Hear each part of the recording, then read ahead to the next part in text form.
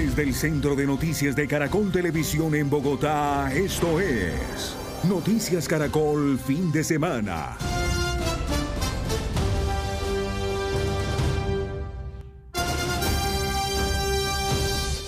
Buenas noches, bienvenidos a la emisión central del fin de semana de Noticias Caracol, Primero la Gente. El próximo martes, un juez de Bogotá decidirá si acepta o no un controversial principio de oportunidad que la Fiscalía pidió en favor del empresario Carlos Matos. Noticias Caracol lo grabó hace 4 años en sus salidas ilegales de la cárcel La Picota. Sin embargo, Matos nunca fue imputado por estos hechos y ahora la Fiscalía quiere renunciar a llevarlo a juicio a cambio de 2 camionetas. Juristas cuestionan la actuación del ente investigador en este caso.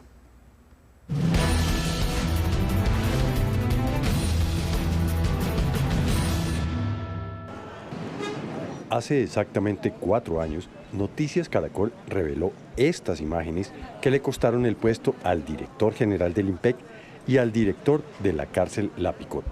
Durante varias semanas, la unidad investigativa de Caracol siguió a Matos por varios lugares de Bogotá. Nos vamos, con el IMPEC. Como si se tratara de un ciudadano común y corriente y no un preso detenido por sobornar a un juez. En las imágenes se ve a Matos atendiendo a sus familiares, socios y abogados, mientras los guardianes del IMPEC, encargados de su custodia, oficiaban como mensajeros y conductores del detenido. A pesar de la contundencia de las pruebas y de la indignación que causó este caso en su momento, la acción de la Fiscalía brilló por su ausencia y en 4 años no le imputó ni un solo delito. Especializada en la Dirección Especializada contra la Corrupción. La única actuación por parte de la Fiscalía se conoció a comienzos de esta semana cuando Caracol Radio reveló una insólita petición de principio de oportunidad para Matos y sus guardianes cómplices del IMPEC. Considera entonces la Fiscalía también en esta solicitud que en este contexto la figura de principio de oportunidad contemplado en nuestra legislación emerge y se muestra como necesaria, idónea y proporcional en favor de los aquí postulantes. Noticias Caracol tuvo acceso a la audiencia completa y encontró perlas en este polémico acuerdo judicial. Mi nombre es Carlos José Matos Barrero. Durante la diligencia a la que Matos asistió de manera virtual desde su casa por cárcel, la fiscal expuso cómo eran las escapadas del empresario de La Picota, admitiendo incluso que aún hoy se desconocen cuáles fueron sus verdaderos destinos. Por una 4ª vez cambia de ruta y se dirige a las oficinas del edificio Ferrara, sitio donde permitió que el privado de la libertad, Matos Barrera, se reuniera con personal particular, familiares y desarrollar diferentes actividades de carácter personal para posteriormente salir de ese lugar a las 15:19 horas con rumbo desconocido debido a que se pudo establecer que siendo las 18:10 no había llegado al Cobo Picota desconociendo su paradero y los de sus compañeros. Según la fiscal, por la gravedad de los delitos podrían recibir condenas de hasta 7 años de cárcel. Delitos objeto de la suspensión, peculado por uso, artículo 398, que va de 16 a 72 meses, prevaricato por omisión, que está de 32 a 90 meses. El detenido caminaba por las calles de Bogotá como Pedro por su casa. Los videos que fueron revelados por Noticias Caracol en su momento y corroborados por la propia Fiscalía no dejaban ninguna duda de las escapadas de Matos de la cárcel. Juristas consultados por Noticias Caracol no entienden cómo la Fiscalía promueve un principio de oportunidad con base en el reconocimiento de delitos sin que hagan ningún tipo de aporte adicional a la verdad. Así lo explica Andrés Pérez, subdirector de la Corporación Excelencia en la Justicia. Yo creo que el mensaje es el peor posible por muchas razones, ¿sí? Digamos, por una parte, las explicaciones que se dieron a las circunstancias en virtud de las cuales el señor Matos salía de la cárcel a adelantar pues una serie de reuniones o de diligencias, pues nunca fueron claras, ¿no? Eran como unas explicaciones medio gaseosas que nadie entendía, pero que además tampoco se justificaban porque estaba privado de la libertad, precisamente. Y digamos, esto es importante porque si la pena o el resarcimiento lo que busca como principio, pues es que la verdad se sepa, pues la verdad brilla por su ausencia. Aún así, para justificar su petición ante la juez, la Fiscalía acudió a diversos argumentos como estos. De todas maneras, ellos están aceptando la responsabilidad de las conductas que les han sido endilgadas y asimismo están resarciendo a las víctimas que se encuentran en este momento, como es precisamente la institucionalidad del IMPEC, pues se ha puesto precisamente en vilo y en peligro su buen nombre. Asignarle al IMPEC la condición de víctima cuando 2 de sus funcionarios están involucrados en la conducta, pues realmente no solo es muy difícil, sino también impresentable, porque entre otras cosas, de cuando acá, la condición de víctima de un delito que no solamente afecta a toda la administración de justicia, sino también a la sociedad en general, termina siendo resarcido por la entrega de unos determinados bienes a una entidad. La una, pues que no ha sido capaz de llevar el tema a juicio, y la otra, pues que tuvo, por conducta de algunos de sus agentes, pues una participación en las circunstancias que se están investigando.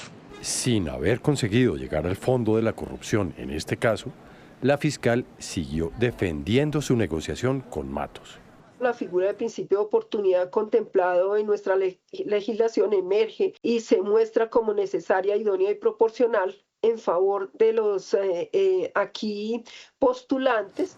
Para la Fiscalía, cualquier acción penal a favor de Matos y sus cómplices está justificada en la oferta de reparación que hicieron, la cual consiste en entregar 2 camionetas y una moto como estas. Consistirá en indemnizar a las víctimas aportándose una camioneta Vans para pasajeros de remisiones y una moto para el personal del IMPEC, así como una donación que tiene la Fiscalía a quien se le otorgará de la misma forma la entrega de una camioneta tipo Vans. En un gran esfuerzo por convencer a la juez de aprobar el principio de oportunidad y demostrar que es beneficioso para la justicia perdonar a Matos y sus socios, la fiscal expuso las virtudes de las 2 camionetas que Matos entregaría como compensación por no pagar cárcel por estos delitos. Corresponde a un Hyundai Staria pasajeros equipado con un motor R 2.2 CRDI turbo diésel. Mejor que en una feria de carros, la Fiscalía destacó que los automóviles que serían para el servicio del IMPEC y de la Fiscalía tienen sistemas de seguridad para niños y hasta espejos exteriores con calefacción. También dispone de sistema de sujeción infantil, incluye parachoques en color de la carrocería, así como espejos exteriores eléctricos con calefacción. Ella hacía un esfuerzo importante tratando de explicar, ¿no?, como el porqué de las camionetas y las virtudes automovilísticas, ¿no?, de los vehículos, lo cual, pues, digamos, es muy lamentable, porque primero no existe una dosimetría que se le pueda aplicar a este caso, y por eso nos preguntábamos hace un momento, ¿no? Bueno, ¿quién dice que 2 o 3 o 4? Por fortuna, estos preacuerdos están sometidos a control de legalidad por parte de los jueces. En esa misma línea, la fiscal le expuso a la jueza las ventajas de recibir la motocicleta que ofrecieron como compensación los 3 guardianes del IMPEC que paseaban a Matos por Bogotá. Entrega de una moto de referencia 250 Adventure naranja blanco 2025. Ofrece un gran recorrido de suspensión ideal para superficies irregulares. La fiscal hizo las cuentas a la jueza de cuánto ganaría el Estado, según ella, con esta negociación, a cambio de no llevar a Matos y sus socios a juicio. El valor de la camioneta que se da como donación a la Fiscalía tiene un valor de 182.485.127 pesos. A este valor sumó otros 182 millones por otra camioneta y 25 millones más por una moto que irían para el IMPEC.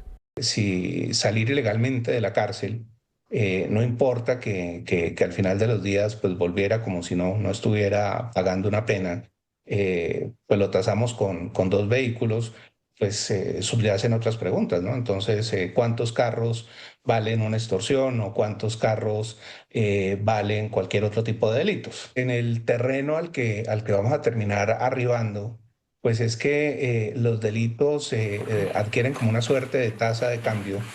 Lo insólito es que Matos pretende esquivar una nueva condena entregando 2 camionetas Hyundai, la marca que irónicamente representó durante décadas en Colombia y contra la que emprendió un litigio jurídico que lo llevó a la cárcel por sobornar a un juez para que fallara a su favor.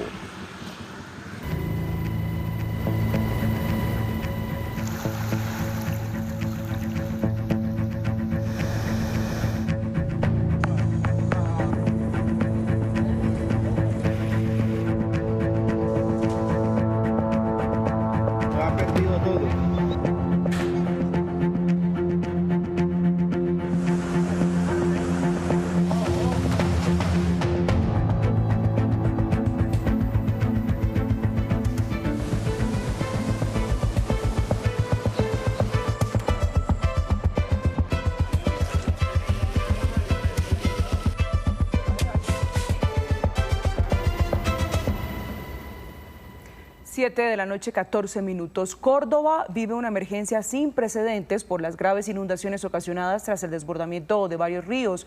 Lo peor es que sigue lloviendo. Más de 40.000 familias han resultado afectadas y varias de ellas han salido de sus viviendas. Muchas permanecen en albergues temporales. Vente, agárrate de tu madre, de la blusa, del pantalón. En Córdoba el nivel del agua dejó varias casas sumergidas. Algunos damnificados caminan con el agua al pecho y miles de familias han tenido que abandonar sus viviendas. La verdad que es muy angustiante, especialmente porque hay casas de familias que quedaron completamente tapadas, no pudieron rescatar absolutamente nada. Así, entre corrientes y barro, las familias que viven en los municipios y corregimientos del territorio como Martinica, solo esperan que esta emergencia llegue a su fin. Aquí prácticamente la mayor parte de la población ha perdido todo, lo que es ventilador, los que tienen sus televisores, sus enfriadores, sus neveras. Y hay muchos que tenemos gripa, otros que ya tienen daño de estómago. La situación en zona rural de Montería es bastante crítica. Como ustedes observan, los niveles de agua son bastante elevados, tanto así que las personas que habitan en esta zona tienen que nadar en algunos casos, como lo observábamos, para poder llegar a una zona donde puedan resguardarse. La población en su totalidad que tenemos aquí en Martinica, que es de aproximadamente unas 350 familias, ha salido el 80% de ellas. ¡Cuidado, Saray! Las familias han salido caminando en medio del agua turbia para llegar a los más de 17 albergues dispuestos por la Alcaldía de Montería y la Gobernación de Córdoba. Nos han traído la colchoneta, por ejemplo, las sábanas, útiles de aseo, por ejemplo. Entonces, sí, muy agradecida. La situación no es distinta en algunos de los barrios de Montería. 13 de ellos han tenido que ser evacuados por inundaciones y nuevas alertas. Vallejo y Dorado son 2 de los más afectados. Algunos familiares recibiendo a las personas damnificadas y llevándolos a casa, viniendo acá prácticamente a ayudarles a sacar sus cositas, las pertenencias, lo que puedan sacar. En los municipios de Cereté, San Pelayo y Lorica, el aumento del nivel del río Sinú inundó varias comunidades de la zona rural. Es duro uno dejar sus cosas, de que uno regrese y no encuentre nada. Con tanto sacrificio que uno consigue las cosas. Es duro, pero lo primordial es la vida. En la vía Montería-Arpoletes, en Antioquia, parte de un puente colapsó. El paso está restringido. Ya son más de 40.000 las familias afectadas por las inundaciones en Córdoba. Varios de ellos permanecen en albergues temporales, a la espera que las lluvias se detengan, el nivel del agua baje y pronto puedan regresar a sus viviendas. Y las lluvias también dejan emergencias en otros 15 departamentos del país. Algunos de los más afectados son Santander, Antioquia y Bolívar. En Montecristo, sur de Bolívar, hay más de 1.300 personas damnificadas por el paso del frente frío en el Caribe y el desbordamiento del río Caribona. En esta zona, el agua ha llegado hasta el techo de las viviendas, de donde las familias han tenido que ser evacuadas. La Gobernación de Bolívar, la Alcaldía y la UMATA coordinan el envío de más de 2.000 ayudas humanitarias y 6 toneladas de alimentos para animales en Córdoba.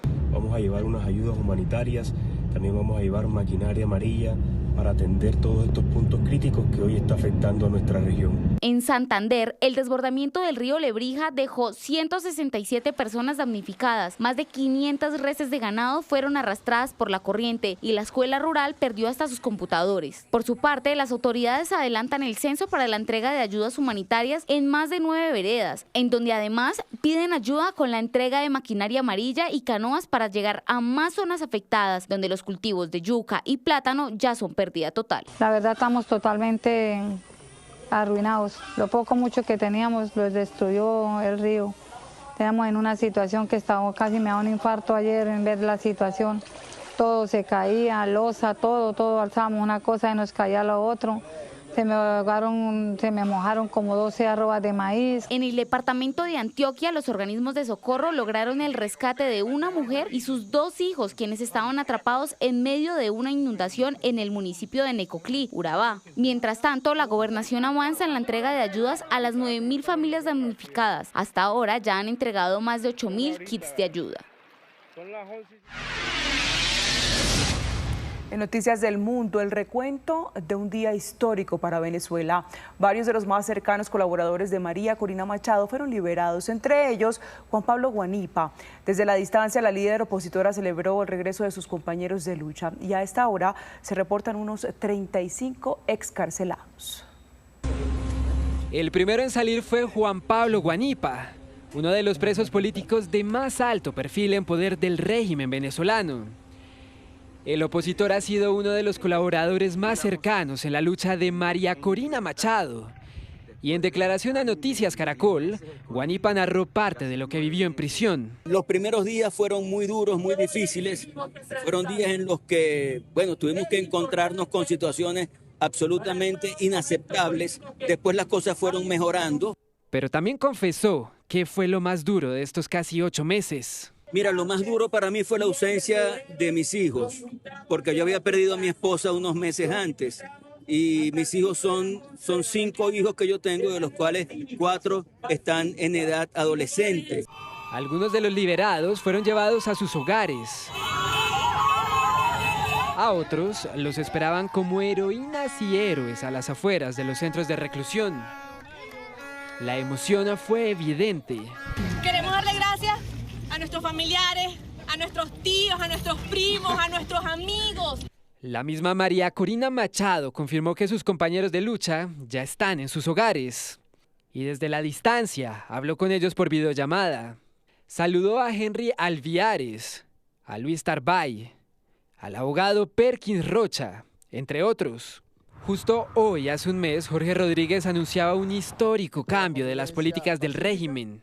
El gobierno bolivariano, junto a las instituciones del Estado, ha decidido la puesta en libertad de un número importante de personas venezolanas y extranjeras. Incluso, esta semana Jorge Rodríguez también pidió perdón a presos políticos y prometió que a más tardar, el viernes todos serán liberados. Todas estas personas que están saliendo hoy en libertad, hay que entender primero que nunca debieron estar presas, que estas personas lo que hicieron fue levantar su voz ante toda una serie de situaciones que estaban ocurriendo en el país. Ahora, la lucha de los excarcelados estará en borrar su historial judicial. Y que además esta libertad no quede reflejado en ningún tipo de antecedente. Eso es muy importante. La mayoría de ellos, todos los que han sido excarcelados, tienen medidas de presentación cada 15 días ante los tribunales. Se espera que durante los próximos días se conozca qué incluirá la ley de amnistía y cuáles serán las condiciones de la libertad de los presos políticos.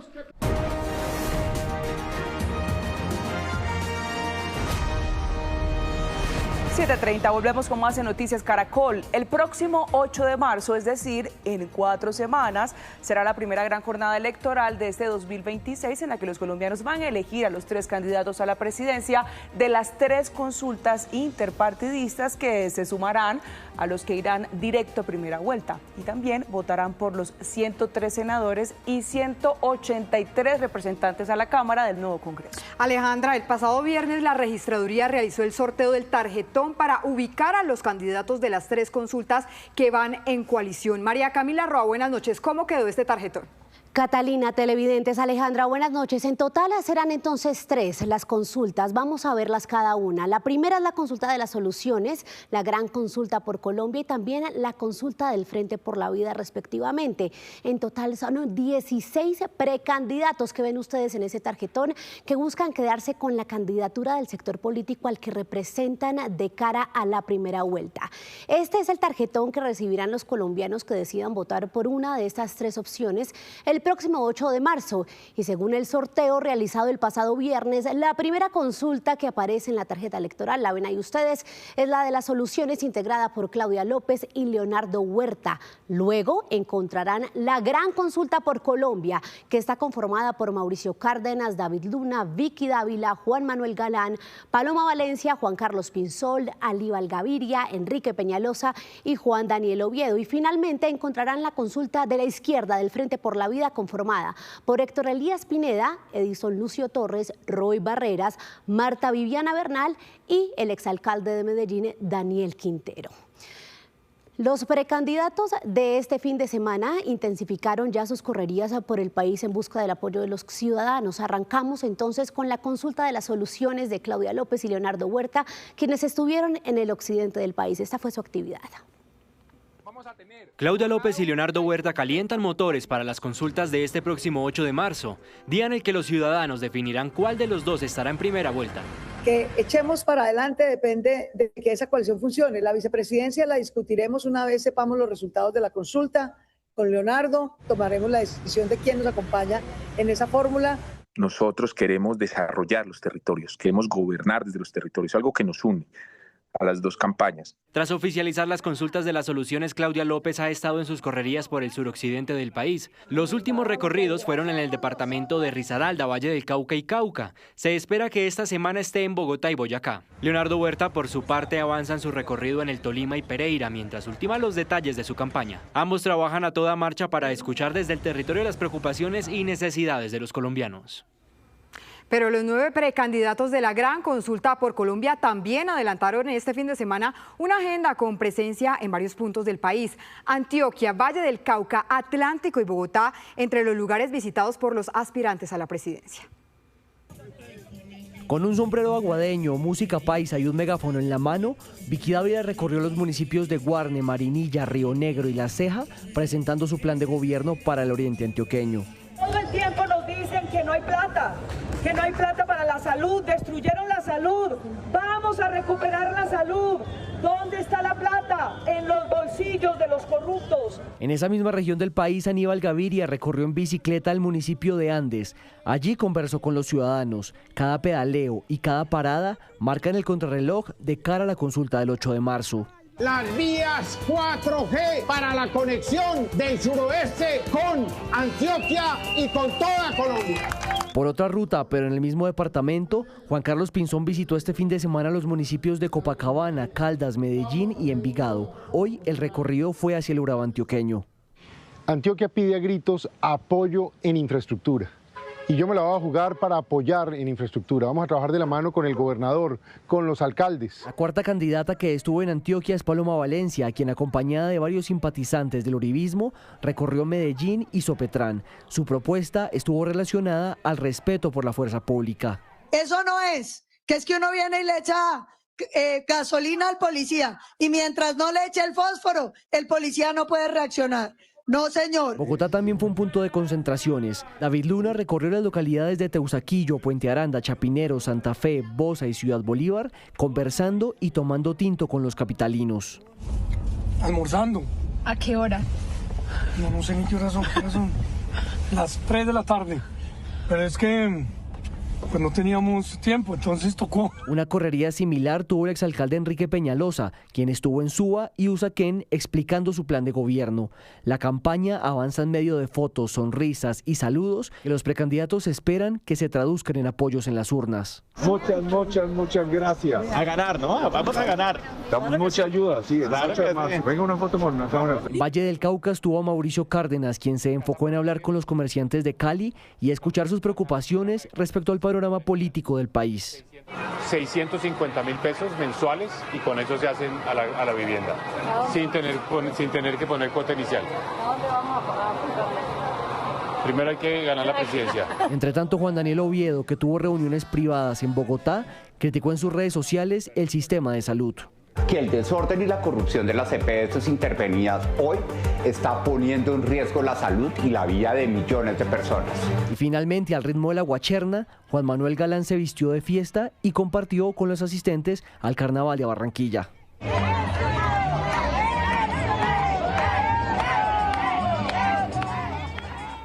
De otro lado, y muy distinto a las otras dos coaliciones, el Frente por la Vida tuvo cambios en su conformación hasta último momento. Ahora que por fin quedaron atrás los debates jurídicos y la incertidumbre, sus precandidatos se preparan para este cierre de campaña. El tablero de la consulta de la centroizquierda fue el que más se agitó en la última semana, entre debates en el Consejo Nacional Electoral y reuniones in extremis que terminaron bajando a 3 de los aspirantes de la foto inicial, reviviendo a uno y dando la sorpresa con otras caras no tan conocidas. El único que siempre mantuvo su nombre en el tarjetón fue el ex senador y precandidato Roy Barreras, que tras una reunión en la Casa de Nariño con el presidente Gustavo Petro este viernes, viajó a la ciudad de Cartagena, en donde estuvo los barrios La Ternera y Bruselas. Y un pueblo humilde y trabajador te entrega su bandera, te entrega sus sueños, y tengo la obligación y la responsabilidad de gobernar pensando cada día en Cartagena, en las mujeres cabeza de hogar, en los hombres humildes, en los jóvenes que están en la incertidumbre del empleo. Por los lados del exalcalde de Medellín, Daniel Quintero, están definiendo los detalles para el relanzamiento de la campaña, luego de que el CNE finalmente sí permitiera su participación. Cerrando esta semana, retomará con un viaje a Barranquilla la agenda en territorio. Ahora nos toca iniciar la campaña contra el reloj. Tenemos poco tiempo. Hoy nos estamos reuniendo con todo el equipo de voluntarios, la gente que nos está apoyando desde hace mucho tiempo, planeando los viajes que vamos a hacer por todo el país y cómo vamos a enfrentar las campañas que están gastando miles de millones en pauta, en maquinarias. 3 fueron las sorpresas que terminaron apareciendo en este tarjetón. En primer lugar, Héctor Elías Pineda, miembro de la Asamblea Nacional Constituyente de 1991, exintegrante del M19 y ex candidato a la gobernación de Atlántico. Él recibió el aval del partido de Roy Barreras La Fuerza, al igual que la abogada Marta Viviana Bernal. La presidenta de Acero. ¿Qué significa Acero? Significa amor, confianza, equidad, reconciliación y oportunidades. El quinto integrante de esta consulta es Edison Lucio Torres, con un pasado en el Polo Democrático, en donde participó en 2009 en mediciones internas de este partido junto a Gustavo Petro y Carlos Gaviria. Su bandera actual es un gobierno de reconciliación. De estas 5 opciones saldrá el candidato presidencial de la centroizquierda, que competirá en la primera vuelta. 7 de la noche, 39 minutos. Ahí están entonces los 3 sectores políticos que se miden en las consultas el próximo 8 de marzo. Y para analizar lo que queda de camino a 27 días de que se abran las urnas, saludamos a esta hora a María Margarita Zuleta, la Paca Zuleta, amiga de esta casa, ex viceministra de Justicia, una muy aguda abogada colombiana que nos acompaña esta noche para el análisis. Paca, bienvenida. Buenas noches, María Camila, y mil gracias por la invitación. Un gusto estar con usted. Paca, ¿cómo mirar esta fotografía? Hay 2 caras de la moneda, es decir, se podría hablar de una fiesta democrática porque se les permitió a estas fuerzas políticas organizarse, unirse, determinar cómo van a medirse, pero no vemos en este tarjetón único que entregará la registraduría a los votantes el 8 de marzo a los punteros. ¿Cómo ve eso, Paca? Lo mismo nos pasó, guardadas las proporciones, hace 4 años. El candidato Rodolfo Hernández, que llegó a la segunda vuelta, no estaba en ninguna consulta.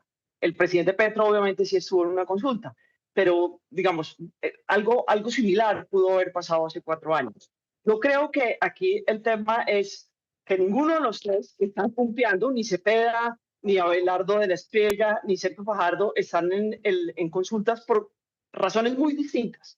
Cepeda por una decisión del Consejo Nacional Electoral y los otros 2 porque fue su decisión política, lo que hace que la situación sea completamente distinta. vamos a ver qué ocurre, vamos a ver la fuerza que traen las encuestas para el momento final cuando el elector deposita su voto. Sin duda alguna, las encuestas de estos días, de aquí al 8 de marzo, van a ser determinantes, pero hablemos entonces, Paca, de números. ¿A partir de qué cifra podría hablarse de que una de estas consultas podría ser representativa y muy importante, de peso para convertirse en una tercería, Paca? Yo creo que no se nos puede olvidar algo que es importantísimo, y es el hecho de que estamos votando ese mismo día por los candidatos al Congreso. Eso hace que haya muchísimo caudal de votación ese día. Y a mí no me parece que sea muy comparable con la votación que tuvo el Pacto Histórico para escoger a Cepeda como su candidato. Entonces, me parece difícil establecer una cifra. Sin embargo, cualquier persona que logre, o cualquier lista que logre arriba de 4 millones de votos, muestra un caudal electoral importante. Cualquiera de las consultas individuales que logre 4 millones de votos. Es decir, Paca, que más allá, perdóneme el término, de una sumatoria de debilidades, ¿usted sí cree que las consultas podrían poner a temblar las candidaturas y ser un doble carril en cada uno de los frentes? En la izquierda, para Iván Cepeda, pueden hacer ahí el doble carril de Roy Barreras, dicen muchos, lo mismo en el centro y lo mismo en la derecha. Yo pensaría que el tema es distinto en cada una de las consultas. Fíjense lo importante que fue el pronunciamiento de Cepeda y el pronunciamiento del presidente Petro en relación con la consulta del Frente por la Vida. La idea de que ellos, quienes han estado en la izquierda históricamente, no quieren votar ahí. Yo creo que eso es, esa es una mirada fuerte. Yo no sé qué tanto votará la gente que va a votar por las listas del Pacto Histórico por el Frente por la Vida. Ahí vamos a mirar cuál es la fuerza de Roy Barreras y la fuerza de las maquinarias que históricamente se le reconocen a Roy Barreras. En el caso de la consulta, en donde están la consulta de las soluciones, creo que ellos no jalan gente distinta de quienes quieren votar por ellos. No creo que haya electores de Congreso que piensen en voy a votar por el Congreso y por Claudia López, o por Huerta y el Congreso por una persona afín a ellos. Creo que ahí hay más dificultad. Me parece más fácil en el caso de la gran consulta, porque tenemos la fortaleza del Partido Conservador que quiere, no sabemos si van a querer a Mauricio Cárdenas o no, pero eso es una posibilidad. Vamos a traer al Centro Democrático con muchísima fuerza. Y a nosotros no se nos puede olvidar que hay personas como Aníbal Gaviria y David Luna y Juan Manuel Galán que han trabajado con los partidos tradicionales históricamente, y vamos a ver si ellos son capaces de jalar. Sí, Paca, precisamente sobre eso vamos a hablar a continuación, porque están también los que van directos, sin escalas, a la primera vuelta. Y es que una de las particularidades de esta contienda electoral es que esos punteros, como lo mencionábamos con la Paca de las encuestas, no están en ninguna de las consultas y van directo a esa primera vuelta. Ahí están entonces Iván Cepeda, candidato del Pacto Histórico, que tomó esta decisión después de que el Consejo Nacional Electoral anulara su participación en la consulta de izquierda. Abelardo de la Espriella de Salvación Nacional, otro puntero, y que reúne un importante apoyo de la derecha. Sergio Fajardo, que busca por tercera vez llegar a la presidencia y que finalmente dijo no a la consulta de centro convocada por la exalcaldesa Claudia López. Y ahí podemos hablar entonces de la primera inscrita oficialmente como candidata a la presidencia ante la registraduría, la exministra Clara López. Han manifestado también su intención de ir a la primera vuelta Daniel Palacios, Carlos Caicedo, Luis Gilberto Murillo, Mauricio Liscano. Se suman Juan Fernando Cristo, exministro de este gobierno, Maurice Armitage, Luis Carlos Reyes, Sondra Collins, Santiago Botero y el excontralor Felipe Córdoba. Todos ellos tienen plazo de inscribir oficialmente su candidatura ante la registraduría hasta el 13 de marzo. Ya están entonces sacando la cita. Sí, señora María Camila. Ahora vamos a ver la actividad de hoy de algunos de estos candidatos presidenciales. Justamente Iván Cepeda del Pacto Histórico continúa con su gira por el Caribe. Luego de visitar la Plaza de San Francisco de Mompox en Bolívar, el candidato del Pacto Histórico llegó hoy a Cartagena, donde dio un discurso ante miles de seguidores en el parqueadero del Coliseo de Combate. Cepeda destacó que el presidente Gustavo Petro anunció que no votará ninguna de las consultas interpartidistas del próximo 8 de marzo e invitó a sus seguidores a marcar únicamente el tarjetón para elegir a los congresistas de las listas del pacto histórico.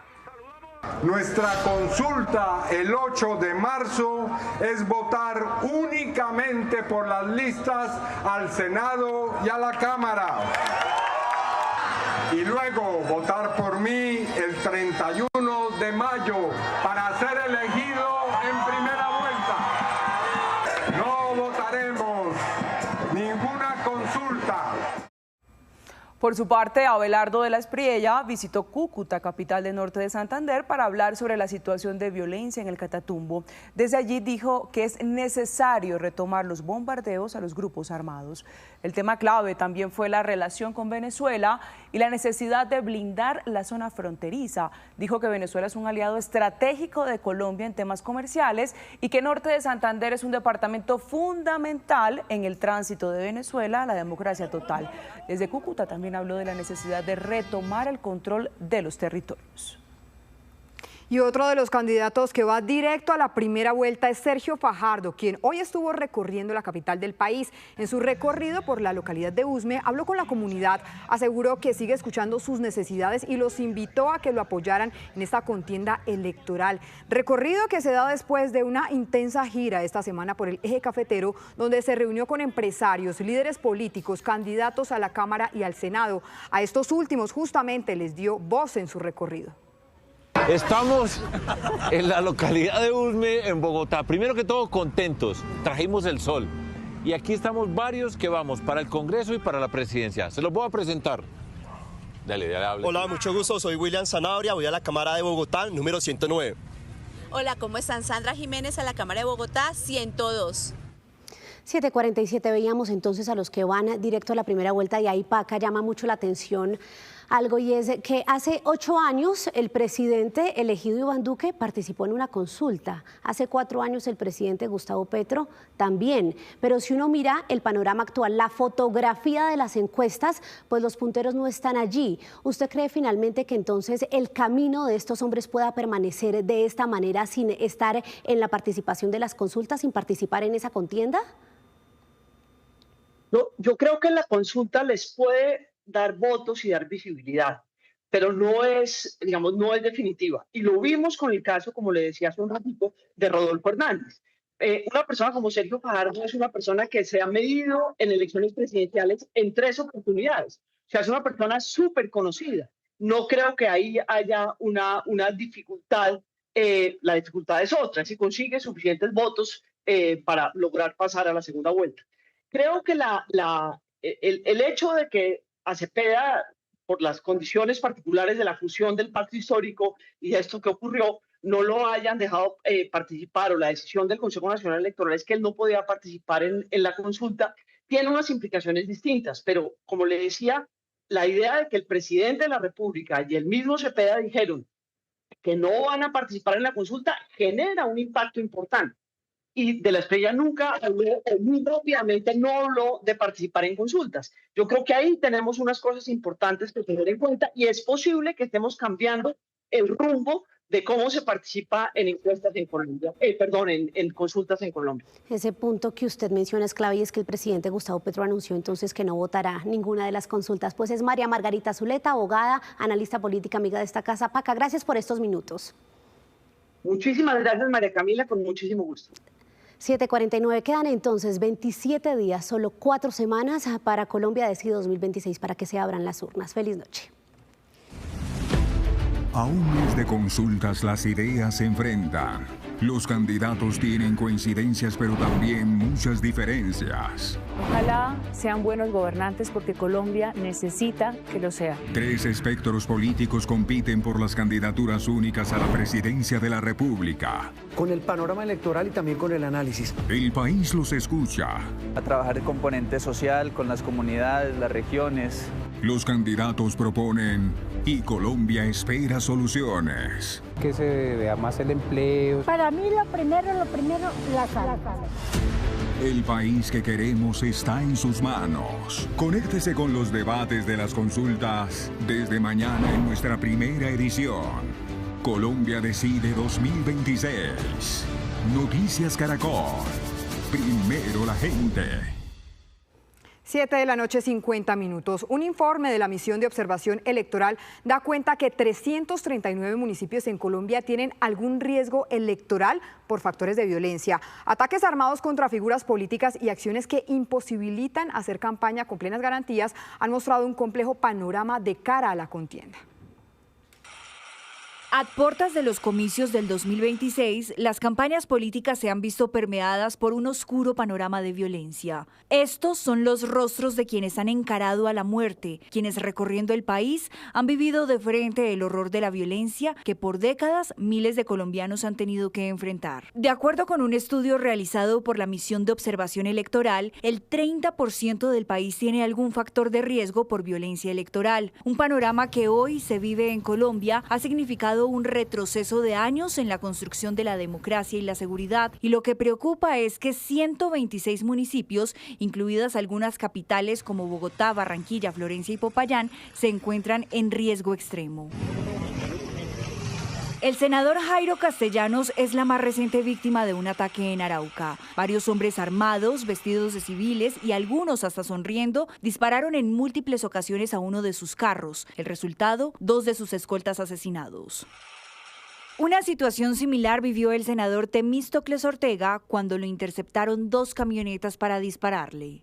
El rastro de 6 disparos en las ventanas blindadas dejaron la evidencia del cruel ataque en el departamento del Cauca, en donde 25 de los 42 municipios están en riesgo extremo para estas elecciones. Y mientras tanto, en Huila, el representante por el Partido Cambio Radical, Julio César Triana, también sufrió el mismo flagelo. Lo que tienen en común estas 3 figuras políticas es que estaban movilizándose en territorios categorizados en el riesgo más alto de violencia según la MOE. El hecho de que en más de 300 municipios en este momento existe una posible influencia de los grupos armados en el contexto electoral, es decir, no hay garantías electorales o hay presión a los grupos sociales o existe algún tipo de amenaza o estigmatización. El magnicidio del precandidato presidencial Miguel Uribe Turbay revivió uno de los capítulos más difíciles de nuestro país. En un parque al occidente de Bogotá, mientras se dirigía a sus simpatizantes, le dispararon en la cabeza.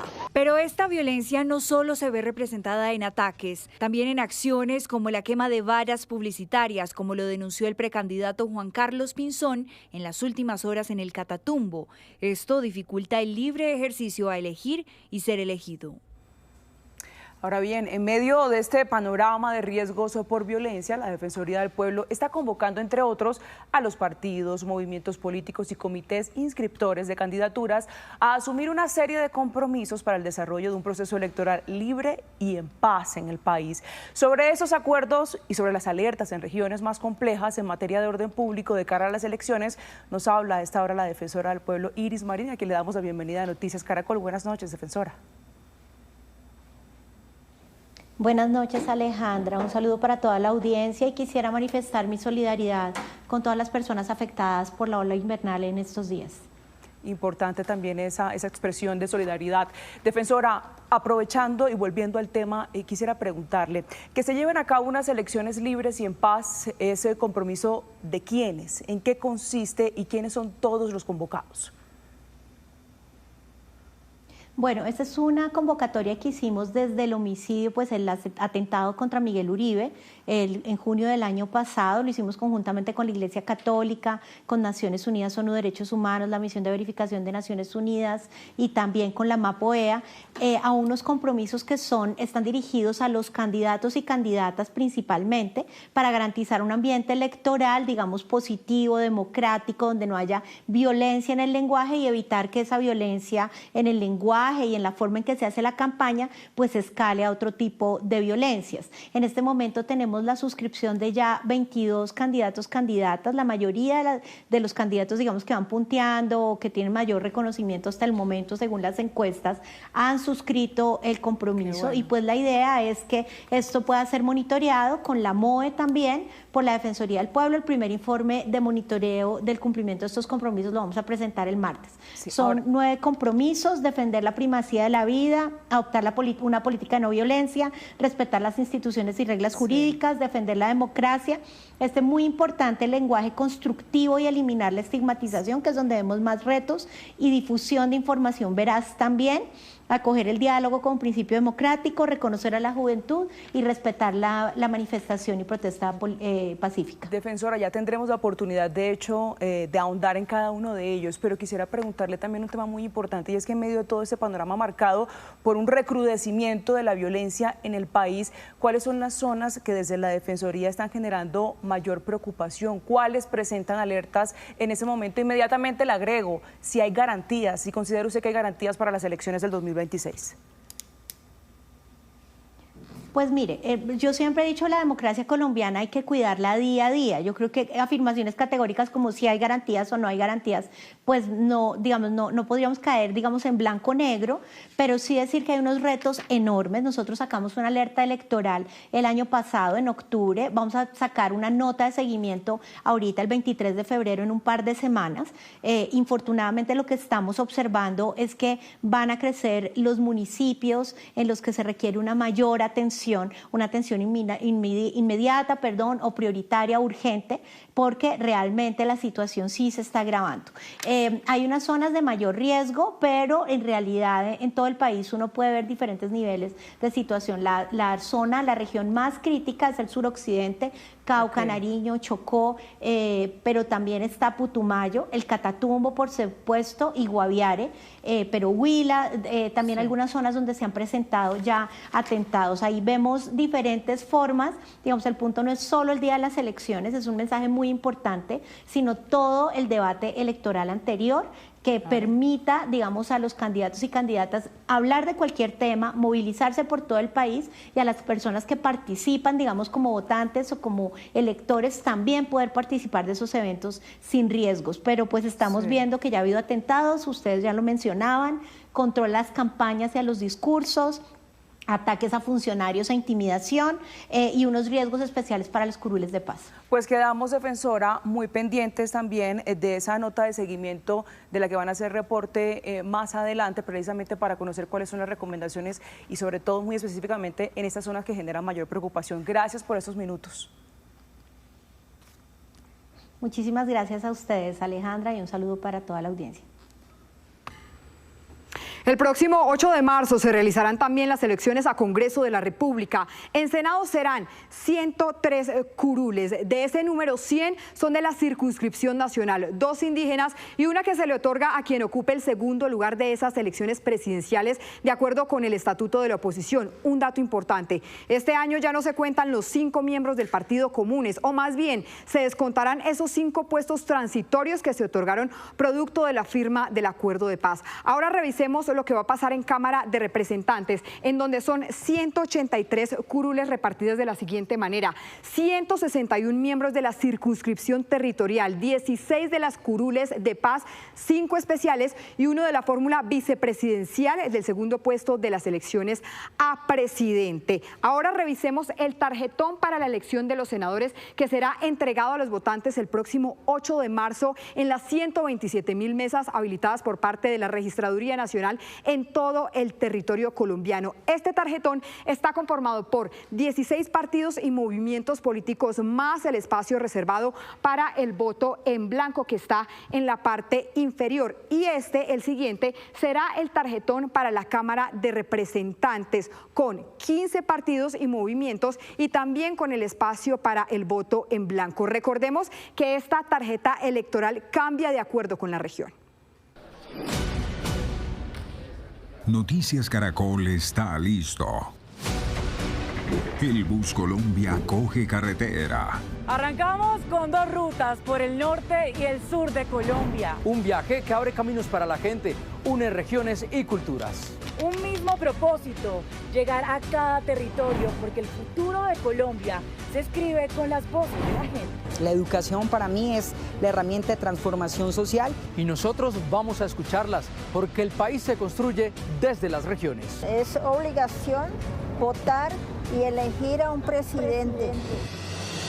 Conectaremos con las historias de quienes deciden el rumbo de nuestra nación. El país que queremos está en sus manos. El país que soñamos lo elegimos juntos. Colombia Decide 2026. En nuestras ediciones. Noticias Caracol. Primero la gente.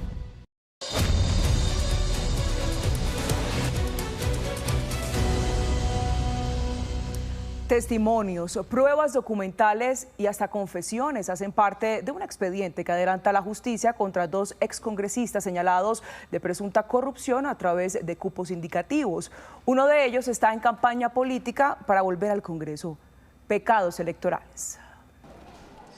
Cuando se habla de la trasescena de la política menuda, 2 palabras hacen parte ya del inventario de la corrupción en Colombia: cupos indicativos. Un mecanismo aparentemente usado por distintos gobiernos para comprar al Congreso y sacar adelante su agenda en el Parlamento. Eso es un tema que no es nuevo, es un tema del sistema. En el Congreso se vendían cupos a diario, se vendían cupos de las comisiones económicas, se vendían cupos de las comisiones de salud. Quien habla es a Roberto José Herrera, ex representante a la Cámara por el Magdalena, condenado a casi 9 años de prisión por esta práctica nefasta. La Corte Suprema de Justicia evidenció que gestionó recursos, supuestamente para beneficiar a su región, en entidades como el Invías, Coldeportes y Fonade. Pero, una vez aprobados por el Ejecutivo, direccionó millonarios contratos públicos por los que se embolsilló casi 4.000 millones de pesos. Las comisiones económicas a todos nos dieron plata. La investigación en su contra fue tan contundente que Herrera aceptó en su momento sus delitos y prendió el ventilador. Lo hizo porque, según dijo, si bien delinquió a sus anchas durante años, no lo hizo solo. En 2 extensas declaraciones que le dio a la justicia, salpicó a otros excongresistas. No creo que un representante hoy pueda decir que no le dieron plata. La unidad investigativa de Noticias Caracol revela estos testimonios y otras pruebas más, hasta hoy inéditas, tras revisar varios expedientes judiciales que constituyen una especie de bitácora sobre cómo funcionan desde hace años los cupos indicativos en el Capitolio Nacional. Herrera lo narra con crudeza. En el Congreso de la República, el día que usted empieza a debatir un proyecto, los ministros de cada comisión se le acercan a usted a buscar beneficios para cada ministerio. Usted, si está en la Comisión Económica, el Ministerio de Hacienda le va a ofrecer a usted y a los de la comisión un cupo.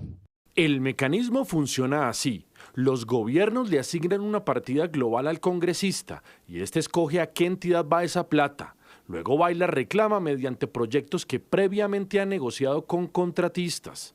Es decir, aterriza el dinero, se queda con unos recursos y además muestra gestión ante sus electores. Un negocio redondo. Sé que hay otros representantes.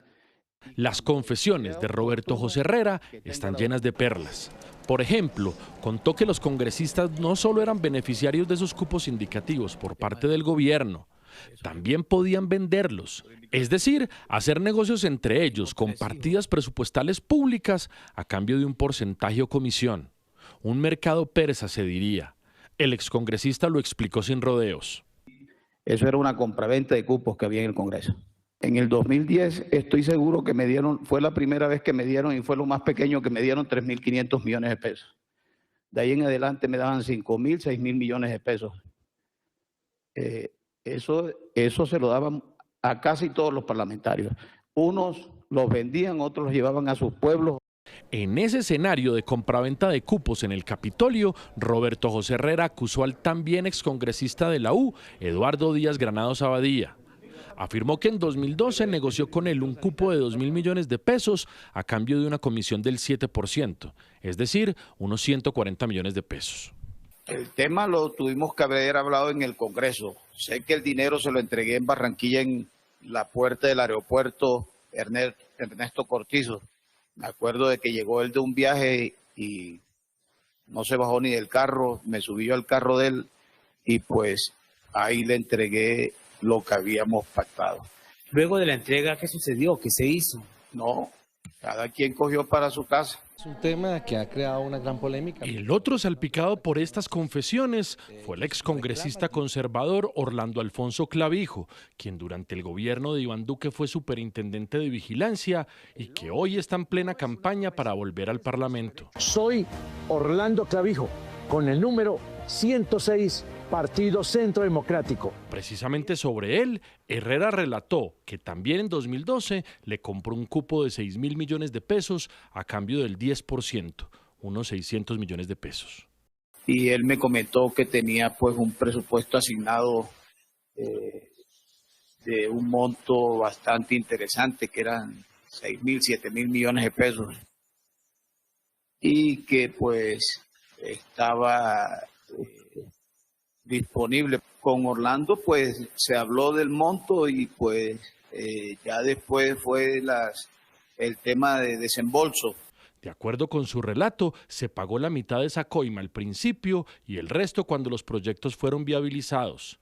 Parte de ese dinero se le entregó a terceras personas que supuestamente había designado el hoy candidato y lo demás en efectivo al propio Clavijo en las instalaciones del Capitolio Nacional.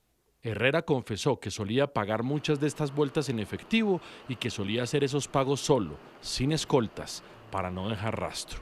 Yo, cuando me hacía un compromiso, pues lo cumplía. Yo, si me pedían el dinero en efectivo, pues lo trasladaba de Barranquilla a Bogotá y pues así lo entregaba. Cuando acepté y me allané al concierto para delinquir, yo veía de que era un concierto para delinquir solo y uno debe tener siempre aliados para delinquir.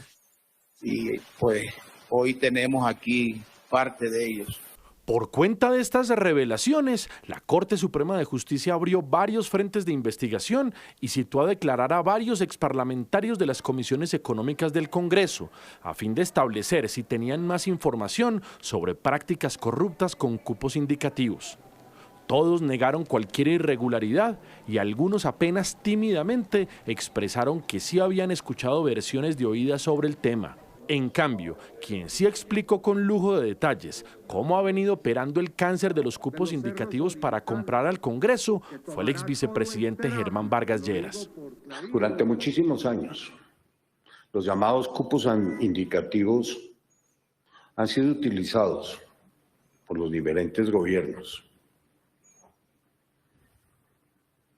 Le diría que básicamente para comprar apoyos políticos en el Congreso.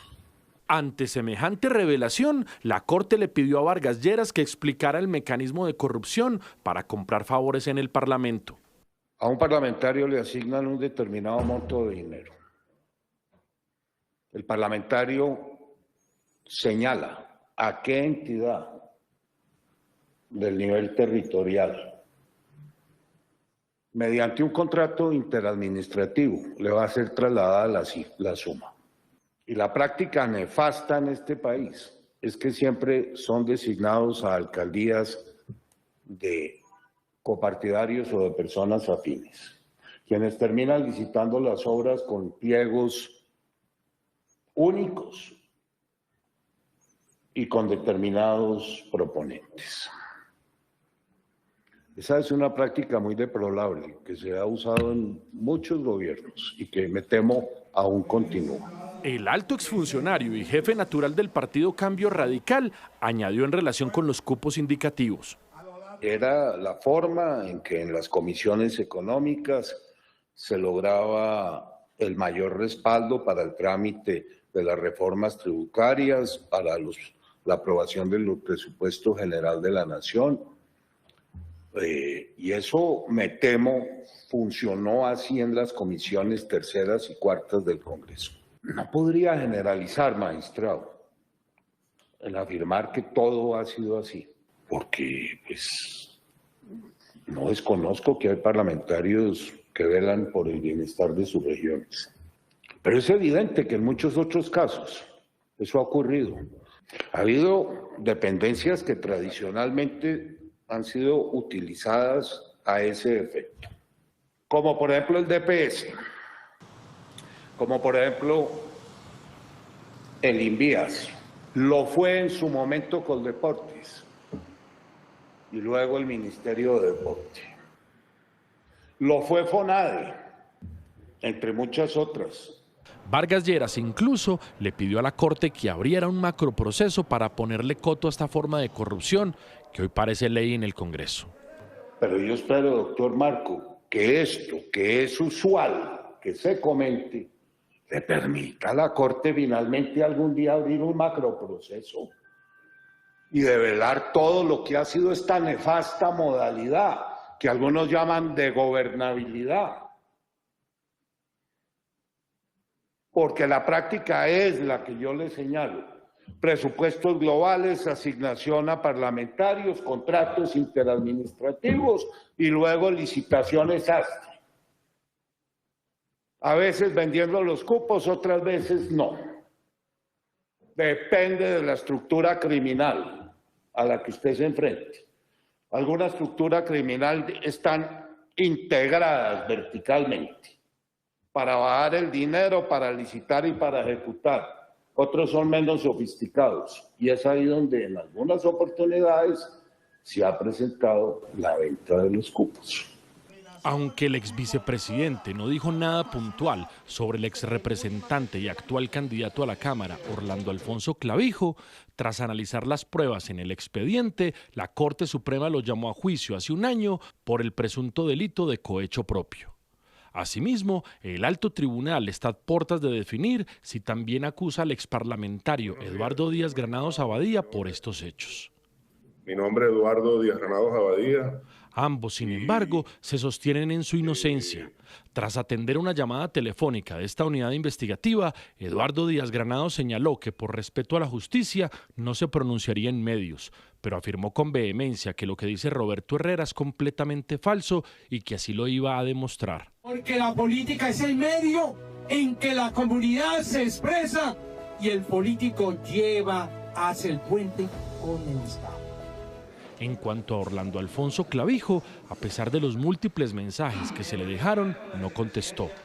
Pero en su indagatoria ante la Corte resumió su defensa en negar las acusaciones de Herrera, en tildarlo de mentiroso y en asegurar que su delator busca beneficios procesales arrastrando al fango a inocentes. Él muy alegremente da a entender de que en el Congreso existe un mercado de compra y venta, lo que da a entender en sus falsas declaraciones. Por eso yo solicito que se convoquen, vengan aquí los congresistas de Senado y Cámara, informen si eso es cierto o no, si a ellos les dieron cupos indicativos o no les dieron, o cómo es eso. Todo ese maridaje que el señor Roberto José Herrera habla, porque él por salvarse, él quiere condenar, que se condene a un inocente para él salvarse ya como condenado. Y yo lo que le digo, señor magistrados, es que uno no puede vender lo que no tiene. Más allá de lo que logre probar la justicia, lo cierto es que el tema de los cupos indicativos parece un expediente repetido en distintos gobiernos. Consultado por esta radiografía de pactos criminales entre miembros del Congreso y los distintos gobiernos, Andrés Hernández, director ejecutivo de Transparencia por Colombia, manifestó lo siguiente. Los cupos indicativos se han usado en múltiples escándalos de corrupción como una moneda de negociación política entre el gobierno y el Congreso que se materializa en transacciones ocultas que direccionan recursos públicos de manera irregular hacia maquinarias de corrupción y en distintos casos incluso hacia la financiación de campañas. Esta dinámica ha llegado a evidenciarse en distintas entidades públicas que los gobiernos han puesto a disposición de congresistas para asegurar favores. Recientemente estas transacciones se han visto en los escándalos de la Unidad de Gestión de Riesgos de Desastre y de Envías o en la red de corrupción de Las Marionetas que lideró el ex senador Mario Castaño. Sobre las confesiones de Roberto José Herrera, quizá valga la pena cerrar este informe con el brutal retrato que hizo de su paso por el Parlamento. Aquí no se hacen grandes amigos en el Congreso. Yo creo que el que diga que es hermano del otro, eso es falso, porque los políticos no tenemos corazón para ser amigos. Se hicieron temas puntuales de negocios.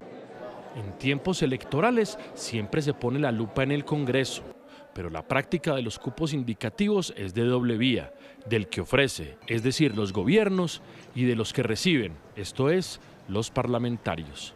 Entre tanto, mientras la justicia avanza, la campaña electoral de Orlando Clavijo continúa.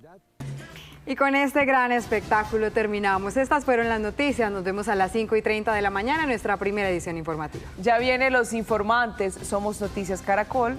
Primero la gente. Buenas noches.